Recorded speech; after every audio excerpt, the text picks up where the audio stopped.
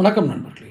தமிழக பாஜக தமிழக தேர்தல் 2026 சட்டசபை தேர்தலில் இந்த அட்டாக் பாண்டி பொட்டு சுரேஷ் கொலை வழக்கு இதை மெதுவாக நகர்த்தி இதை மையப்படுத்தி ஒரு பிரச்சாரம் ஏற்படுத்தலாமா என்று திட்டமிடுவதாக தகவல் வருகிறது.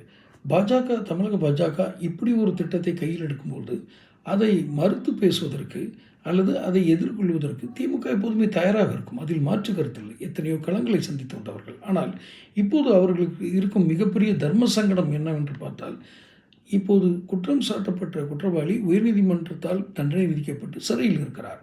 அவர் மேல்முறையீடு தான் உச்சநீதிமன்றத்தில் இருக்கிறது. அதில் அவர் விடுவிக்கப்படும் வாய்ப்புகள் மிக குறைவாக இருப்பதாகவே வழக்கறிஞர்கள் கருதுகிறார்கள். காரணம், இது சிபிஐ விசாரித்த பிறகு கீழமை நீதிமன்றம் விடுதலை செய்த ஒரு வழக்கை உயர்நீதிமன்றம் தண்டனை விதித்திருக்கிறது. அதை உச்சநீதிமன்றம் விளக்குமா என்பது வேறு விஷயம். தண்டனைகள் குறையுமா அது வேறு. ஆனால் இதை மையப்படுத்தி திமுக ஒரு வன்முறை கும்பல் சார்ந்த கட்சியாக இருந்திருக்கிறது, இப்போதும் இருக்கும் என்று அவர்கள் ஒரு ஃபோர்காஸ்டிங், அதை பற்றி ஒரு எதிர்விளைவுகளை கொடுக்கக்கூடிய ஒரு விஷயமாக அவர்கள் இருக்கக்கூடிய வாய்ப்புகள் அதிகம்.